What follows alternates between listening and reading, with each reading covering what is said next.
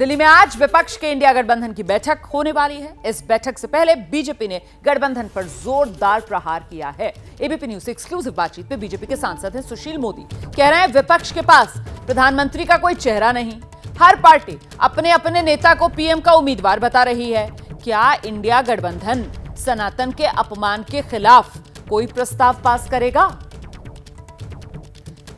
सुनाते हैं आपको ये खास बातचीत हमारे सहयोगी अंकित गुप्ता की बीजेपी के राज्यसभा सांसद सुशील मोदी से। विपक्षी गठबंधन यानी इंडिया अलायंस की पहली कोऑर्डिनेशन कमेटी की बैठक दिल्ली में, क्या कुछ मुद्दे, क्योंकि अभी तक ये कहा जा रहा है कि ये पहली आधिकारिक तौर पर बैठक हो रही कोऑर्डिनेशन कमेटी की। बीजेपी इसको कैसे देख रही है? हमारे साथ मौजूद है सुशील मोदी जी। सुशील जी, पहली कोऑर्डिनेशन कमेटी की बैठक, यहां से आगे की रणनीति और आगे बढ़ेगी? देखिए, पहली कोऑर्डिनेशन कमेटी की बैठक में टीएमसी का कोई प्रतिनिधि नहीं शामिल, सीपीएम का अभी तक कोई नॉमिनी है ही नहीं उस कमेटी के, और जनता दल यू के राष्ट्रीय अध्यक्ष के बारे में कहा जा रहा है बीमार है, इसलिए कोई और व्यक्ति शामिल होंगे। और जिस कोऑर्डिनेशन कमेटी में राहुल गांधी, नीतीश कुमार, ममता बनर्जी, अरविंद केजरीवाल, ये लोग अगर नहीं हैं तो सेकंड थर्ड रैंक के लीडर्स की कोऑर्डिनेशन कमेटी क्या निर्णय ले पाएगी? क्या संजय झा कोई निर्णय बिना नीतीश कुमार के पूछे कर सकते?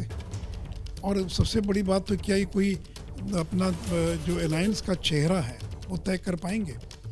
बाराती इकट्ठा हो रहे हैं, दूल्हे का ठिकाना ही नहीं है, और दूल्हे के नाम पर 1 दर्जन दूल्हा तैयार हो गया है। ललन सिंह कह रहे हैं कि सबसे योग्य उम्मीदवार हैं, नीतीश कुमार उनका बायोडाटा पब्लिक में रिलीज़ कर रहे हैं, जबकि ललन जी भूल जाते हैं कि आप गठबंधन में चौथे नंबर की पार्टी हैं।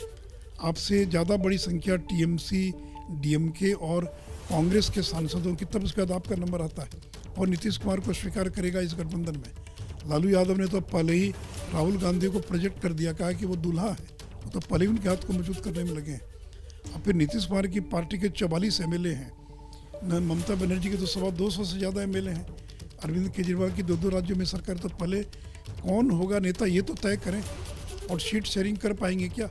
अभी भी 5 राज्यों में चुनाव हो रहे हैं, उन 5 राज्यों के अंदर चुनाव, वहाँ तो सीट शेयरिंग करके दिखलाएं। अरविंद केजरीवाल ने तो 10-10 उम्मीदवार मध्य प्रदेश और छत्तीसगढ़ में घोषित भी कर दिया है।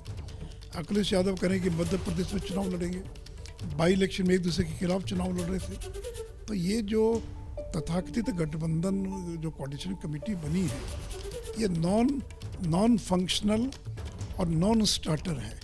ये बहुत होगा तो रैली वगैरह कुछ सोच सकते हैं, लेकिन वो भी चुनाव वाले राज्यों में भी तो रैली का डेट तय करें, तो इसलिए ये रैली वगैरह से ज़्यादा ये कुछ नहीं कर सकती। इसलिए अगर कोऑर्डिनेशन कमेटी के प्रति गंभीर थे तो इनको सीनियर नेताओं की कोऑर्डिनेशन कमेटी बनानी चाहिए थी। और दूसरी बात है कि ये जो लगातार सनातन को गालियाँ दी जा रही हैं, उसमें आज की कोऑर्डिनेशन कमेटी से प्रस्ताव पारित होना चाहिए कि, और जबकि कल तक भी उनके एक मंत्री और फिर ए रजा, ये सारे लोग जिस तरह से अपने बयान के पक्ष में खड़े दिखाई पड़ रहे हैं। उदयनिधि ने तो एक मच्छर रेपेलेंट का फोटो पोस्ट किया अपने साइट पर कहीं। तो जो लोग हिंदू धर्म को मच्छर डेंगू कहते हैं पर दुनिया के लिए नुकसानदेह है, तो उसको तो कंडेम करे, लेकिन आज तक तो राहुल गांधी, सोनिया गांधी, नीतीश कुमार किसी ने कंडेम तक नहीं किया। लेकिन सर, आप लोग चेहरे की बात कर रहे हैं, लेकिन विपक्ष की तरफ से लगातार कहा जा रहा है कि यहाँ चेहरा तो बहुत सारे हैं। बीजेपी में तो भले ही एक चेहरा हो, यहाँ पर बहुत सारे चेहरे हैं, वक्त आएगा तो चेहरा भी सामने रखेंगे, लेकिन फिलहाल तो मुद्दों की लड़ाई है, जनता के हितों को लेकर के मोदी सरकार। अभी तक तो मुद्दा भी तय नहीं तय कर पाए। अभी तक तो उनकी 3 बैठक हो गई, कहाँ कुछ मुद्दा तय कर पाए। तो इसलिए देखिए, ये ना तो मुद्दा तय कर पाएंगे, ना ये कोई अलायंस सीट शेयरिंग कर पाएंगे, ना ये कोई नाम तय कर पाएंगे। इसी प्रकार बैठक दर बैठक होती रहेगी। अगली बैठक कहाँ होगी, कब होगी, भी डेट नहीं तय कर पाए, और हर बैठक में कोई ना कोई नाराज होकर छोड़ के चला जाता है। पहली बैठक में अरविंद केजरीवाल छोड़ के चले गए, दूसरी बैठक में नीतीश कुमार छोड़ के चले गए, और तीसरी बैठक में ममता बनर्जी नाराज होकर छोड़कर चली गई। तो ये तो देखिए, ये तो बरसाती मेंढकों को तौलने के समान है। कभी एक उछल कर बाहर निकल जाएगा, कभी दूसरा उछल कर बाहर निकल जाएगा। तो इसलिए कोऑर्डिनेशन कमेटी से कुछ निकलने वाला नहीं है। कोऑर्डिनेशन कमेटी से कुछ निकलने वाला नहीं है, क्योंकि इसमें ना तो कोई जो सीनियर लीडर्स हैं और जो नेता हैं वो कुछ तय कर नहीं सकते। और रही बात सनातन धर्म के अपमान की, तो उस पर जो है क्या कोऑर्डिनेशन कमेटी की बैठक से कोई रेजोल्यूशन पास होगा, ये अपने आप में एक बड़ा सवाल है। सहयोगी कैमरा पर्सन मनीष उनियाल के साथ अंकित गुप्ता, एबीपी न्यूज़, दिल्ली। सीधे रुक करेंगे। हमारे साथ हमारे दो सहयोगी इस वक्त मौजूद हैं, नीरज पांडे और जैनेंद्र। नीरज, पहले आपके पास आ रही हूं। ये इंडिया गठबंधन की कोऑर्डिनेशन कमेटी की बैठक जो है उसको लेकर क्या आक्रामक रणनीति अपनाई गई है बीजेपी की तरफ से? सुशील मोदी जिस तरीके से बातचीत में अपने सहयोगी अंकित गुप्ता के साथ कह रहे थे कि साहब सनातन पर लगातार हमला हो रहा है, क्या उसके विरोध में कोई प्रस्ताव पास किया जाएगा? तो क्या यही है इंडिया गठबंधन की इस कोऑर्डिनेशन कमेटी को घेरने की बीजेपी की रणनीति?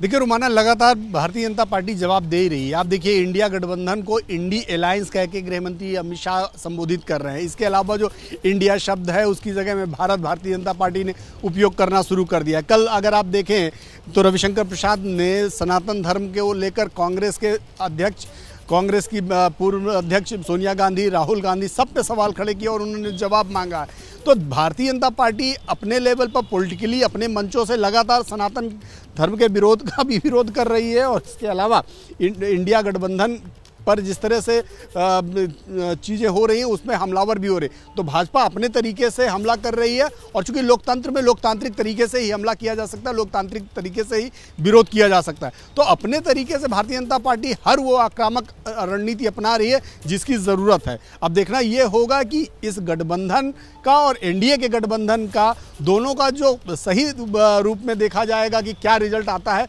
वो पता चलेगा 2024 के लोकसभा चुनाव में। फिलहाल तो देखिए कोऑर्डिनेशन कमेटी की बैठक से पहले सबसे बड़ा मुद्दा जो बीजेपी के पास इस इंडिया गठबंधन को घेरने का वो सनातन के अपमान वाला है। जैसे ही घड़ी का काटा दोपहर 2:30 पे आए, बबीता जी का दिल सास बहू साजिश के लिए मचल जाए। और ये है इनकी बहू, पूरे दिन ऑफिस की टेंशन हो जाए गॉन जब ये करें अपना फेवरेट शो फ्री टाइम पे ऑन।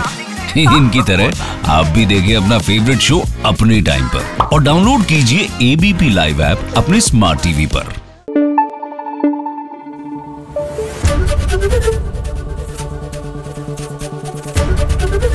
एबीपी न्यूज आपको रखे आगे।